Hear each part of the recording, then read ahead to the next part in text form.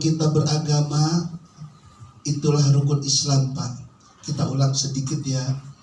Karena itu yang termaktub dari hadis Nabi, bunyal Islam ala khamsin, syahadati alla ilaha illallah wa anna muhammadar rasul wa iqamis salati wa ita'iz zakati wa hajjil baiti wa shaumi ramadan. 5 pondasi Islam ini yang wajib fardu ain bagi kita. Fardu ain nggak boleh diwakilkan. Syahadat minimal kita 5 kali dalam sehari, yaitu bukan 5 kali ya.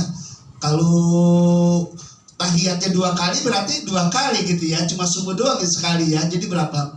2 kali 4 8. 8 tambah 1 9 kali minimal ya. Minimal 9 kali kita memperbaharui jadidu imanakum, memperbaharui keimanan kita dengan kalimat syahadat. Ya udah boleh. Kita sudah punya kunci taman. Ya, kita sudah punya kunci gerbang keislaman kita. Kita sudah masuk, Pak. Di dalamnya penuh dengan keindahan. Indah banget. Apa itu keindahan itu? Adanya di sholat, adanya di zakat, adanya di haji, adanya di puasa. Ini keindahan Islam. Ajar-ajarannya penuh dengan keindahan. Kalau kita raih itu, kita nikmatin itu semua, maka insya Allah kita akan masuk surga bi ghairi hisab. Amin. Allahumma amin. Tetapi ilmunya juga harus dipelajari, walaupun saya dengan catatan model kita begini nih, nggak apa-apa Pak, seminggu sekali, nggak bisa 2 minggu sekali, nggak bisa sebulan sekali, isi ya. Jadi kewajiban itu yang jangan sampai pudar di hati kita. Nggak apa-apa nggak ngaji, itu salah ya. Nggak apa-apa nggak, itu salah. Kalau sholat kita mau kuta, waktunya sudah ditentuin, johor, siang, asar, mau sore, maghrib, matahari terbenam, isya 1 jam setelah waktu maghrib, subuh, terbit fajar. Itu kalau sholat. Kalau ngaji tidak ditentuin kapannya ya, minal mahdi ilal hadi. Kita lanjut. Syahadat sudah. Maka sekarang kita kepada pembahasan kita seperti yang kita sepakatin, bahwa kita akan membahas sedikit, walaupun sekedar aja ya, nggak sampai mendetail. Kalau sampai mendetail 1 poin aja bisa 1 hari gitu ya. Cukup kita secara garis besarnya aja.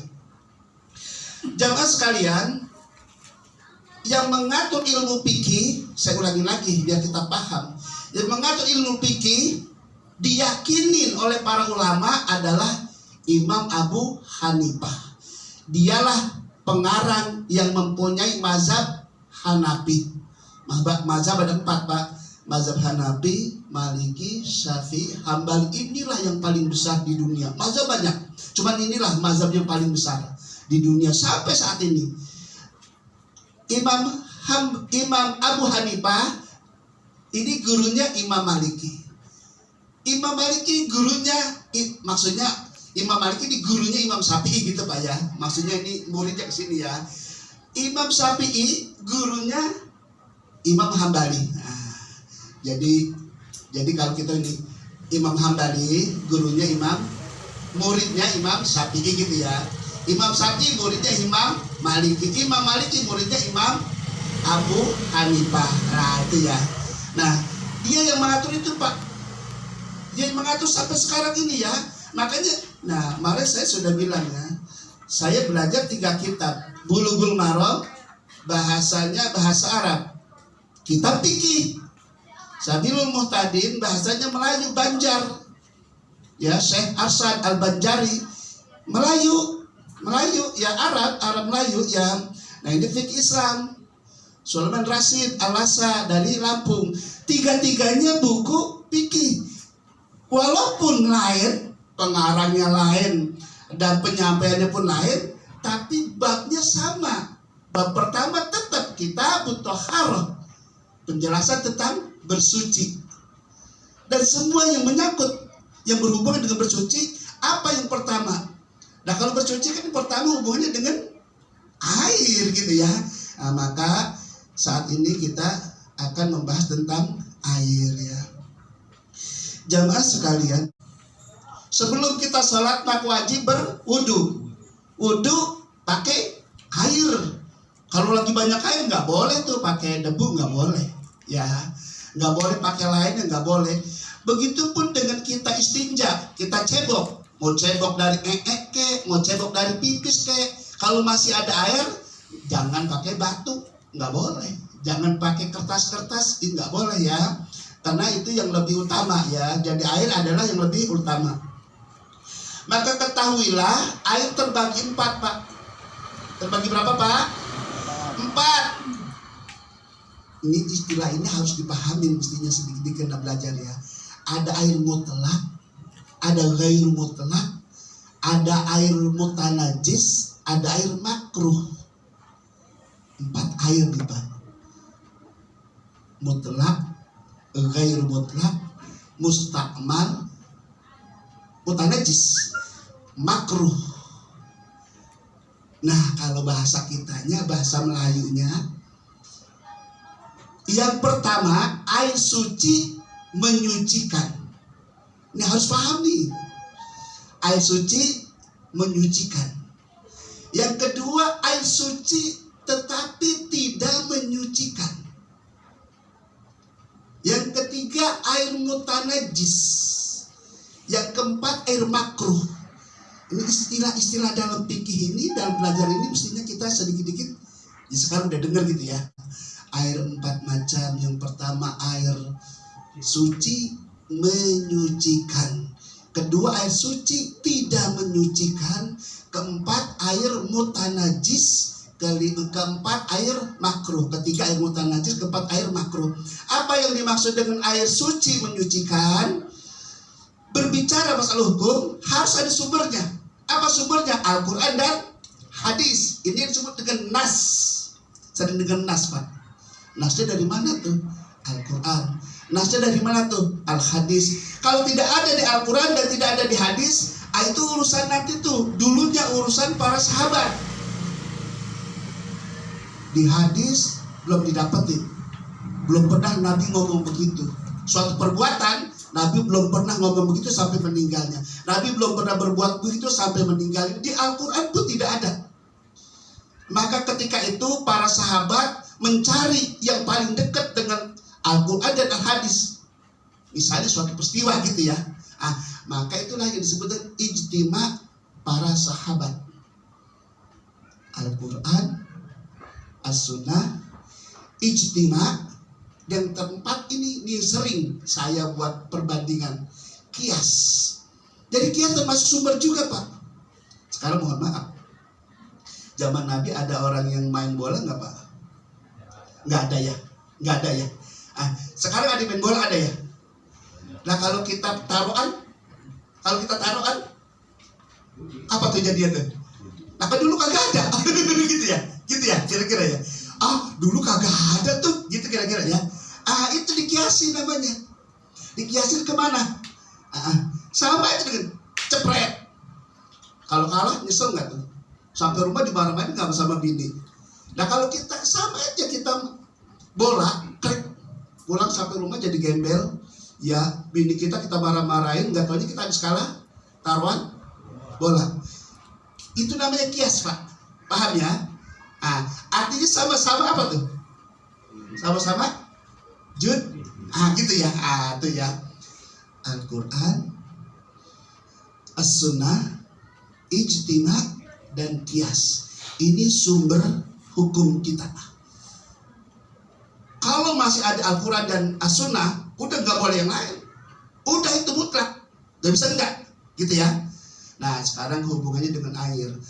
Air yang suci menyucikan. Wa yunazzilu alaikum minas sama'i ma'al yutahhirakum bihi.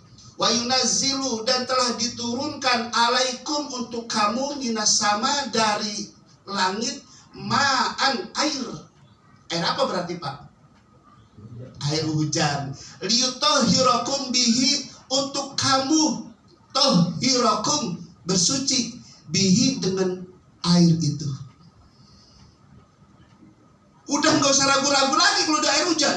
Kita mau buat mandi kek, kita mau buat wudhu kek, kita mau buat makan kek, kita mau buat nyuci kek, boleh. Karena air suci menyucikan. Paham Pak? Yang kedua, air apa lagi yang suci menyucikan? Laut airnya banyak gak Pak? Banyak ya. Laut airnya banyak ya. Air laut itu suci menyucikan. Dasarnya mana? Kan mesti begitu ya. Dasarnya mana? Dasarnya ada ya. Sa'ala rajulun ila Rasulillah sallallahu alaihi wasallam, ya Rasulullah. Sa'ala bertanya Pak rajulun, seorang laki-laki kepada Rasulullah, ya Rasulullah, wahai Rasulullah, inna narkabu, sesungguhnya kami berlayar. Narkabul bahra, berlayar di lautan. Wa nahmilu ma'anal qalila minal ma'i, dan kami membawa sedikit air. Orang laki-laki berlayar di tengah laut membawa sedikit air. Fa in tawadda'na bihi atisna. Ketika kami hendak sholat, kami berpikir kalau kami berwudu dengan air ini, maka kami kehausan. Atisna, kami kehausan. Bahkan binatang pun yang saya piara bisa mati karena kalau saya pakai ini. Paham Pak? Agama itu gampang Pak, jangan dianggap berat, makanya belajar jadinya tenang gitu loh. Gitu ya. Kalau kami berwudu dengan air yang aku bawa ini, kami berarti mungkin banyak itu dia ya, berlayar ya. Atisna, maka kami kehausan. Afana tawadda'u bima'il bahr, apakah boleh saya berwudu dengan air laut? Kan bertanya tuh. Maka Nabi menjawab, faqala huwa tahuru ma'uhu, air laut itu suci sahabatku. Nah itu dalil tuh. Jadi air laut suci udah. Mau buat apa udah boleh aja tuh ya. Mau buat minum asal bisa nyuliknya silakan aja ya. Kan disuling dulu, kalau kalian disuling cepat mati malah gitu ya. Itu kan dalam rangka kita berwudu ya, berwudu. Artinya boleh tuh ya. Kita mandi di laut, lah boleh aja ya. Mandi wudu boleh aja tuh ya. Nah, dua. Dan termasuk air embun juga termasuk air yang suci menyucikan. Kita lanjut. Bagaimana dengan air sumur, air kali? Air sumur, air kali, air sumber, apakah suci menyucikan? Iya, ya. Lama su'ilan Nabi sallallahu alaihi wasallam, ketika Nabi ditanya tentang an-bi'ri budo'ah, tentang bi'ri sumur, namanya dulu di zaman Nabi ada sumur namanya sumur budo'ah Pak. Kalau kita kan di sini ada sumur 7 ya, sumur apa gitu ya. Ada sumur ya, sumur budo'ah namanya. Ditanya, ya Rasulullah, bagaimana hukum air sumur ini? Al-ma'u la yunajjisu syai'un, airnya tidak dinajisi oleh apapun. Jadi dalilnya Pak, air sumur suci, air kali suci, air sumber suci. Suci menyucikan. Artinya suci menyucikan begini Pak, boleh buat wudu, boleh buat mandi besar. Ingat ya, kalau suci menyucikan, kalau udah boleh buat wudu, boleh buat mandi besar, apalagi yang lain gitu ya, buat cuma sekedar cuci muka, buat cuci tangan, buat sekedar buat masak, udah boleh aja. Kan ukuran kita di ibadah nih, ya ibadah buat wudu dan mandi air besar. Maka air tadi tuh suci menyucikan, boleh dibuat segala macam. Paham Pak? Yang kedua, air mustakmal. Ya, air mustakmal itu air yang sudah terpakai atau air yang sudah berubah Pak. Dan air itu sedikit. Saya ulang, mustakmal itu air yang sudah berubah dan air sedikit. Berapa sih sedikitnya itu? Kan gitu ya. Ini harus dipahami nih. Berapa sih sedikitnya itu? Kok air bisa sedikit gitu ya? Sedikitnya juga bisa buat wudhu, bisa. Tapi bisa juga yang lebih dari ini, ember saya tuh bisa nggak boleh dibuat wudhu, nggak bisa nggak boleh dibuat wudhu, yang ini bisa diboleh buat wudhu, bisa. Air sedikit. Nah, bagaimana air sedikit? Air sedikit kayak begini Pak nih. Sebutnya air apa nih Pak? Air putih ya. Air putih ini belum tercampur apa-apa. Ini pasti dari sumber nih. Maka ini boleh Pak buat wudhu. Paham ya Pak ya? Boleh buat wudhu. Dan wudhu itu sunahnya sedikit Pak. Kalau kita sanggup dengan segini, ini kalau kita tiga-tigain ini habis nih di tengah jalan gitu ya. Maksudnya belum sampai tiga udah habis. Satu aja sekali aja sekali ratain. Ya udah sudah. Satu, jangan segini gitu ya. Segini ya. Sunahnya satu gitu ya. Satu ya. Boleh kan kita segini, kita cerita segini nih ya, cerita segini gitu ya, cerita segini. Lah kalau ini air apa Pak? Kopi. Asalnya air apa nih? Air putih ya. Sekarang udah tercampur belum nih? Udah. Inilah yang disebut dengan air suci tapi tidak menyucikan. Paham Pak? Ini air putih. Bapak masukin garam sedikit, berubah nggak Pak rasanya? Berubah. Suci tapi tidak menyucikan. Mestinya asalnya bagaimana dia? Ya kan air putih rasanya kayak apa gitu ya? Itu dia asalnya. Ketika air sedikit sudah berubah aratoknihi, aulaunihi, aurihihi, berubah rasanya, kan mestinya bagaimana rasanya nih? Paham dah ya? Dicampur sama gula putih. Kok manis ini? Berubah nggak tuh? Maka suci tapi tidak menyuci. Campur garam sedikit. Suci tidak menyuci. Suci kan tidak boleh buat wudhu dan mandi wajib. Paham Pak? Paham ya? Nah, air apa lagi? Air kelapa. Air apa lagi? Air tebu. Air apa lagi kalau di Kalimantan adik kita potong tuh keluar air tuh ya. Pohonan ya. Ada ya. Ada satu batang kita potong, kita tebang, air muncul tuh. Itu suci tapi tidak menyucikan. Yang ketiga air mutanajis. Air mutanajis itu airnya kejatuhan najis Pak. Udah air sedikit kejatuhan najis. Hukumnya najis aja udah. Kejatuhan tai cecek najis aja udah kalau sedikit gitu ya. Kejatuhan apa? Najis Pak? Iya, ada cecek. Kejatuhan bukan segini, seember saya kejatuhan cecek, najis gak tuh? Najis. Nah, kita harus tahu air sedikit seapa sih sebetulnya gitu ya. Nah, ini harus dipahamin. Air sedikit adalah air yang kurang dari 2 kulah. Nah, ini istilah kulah ini harus ada nih di hati kita dia. Air sedikit, air kurang dari 2 kulah. Apa sih kulah itu? Nah ini pahamin Pak sedikit Pak. Kulah itu adalah ukuran orang Arab Pak.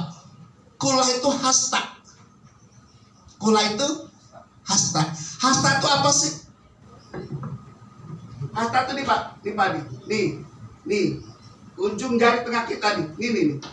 Sampai ini nih. Ujung ini kita nih Pak. Sikut. Ini namanya satu hasta. Ini kan banyak di jari nih. Jangan sini. Tengah-tengah. Ya. Ujung jari tengah kita sampai ujung sikut kita ini satu hasta.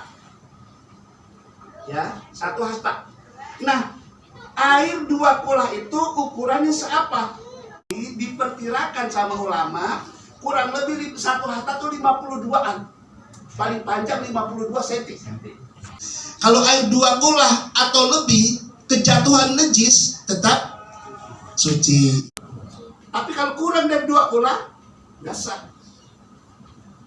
Ingat ya. Mana dalilnya? Nggak harus ada dalil. Kalau kagak ada dalil nggak bisa ngomong ya.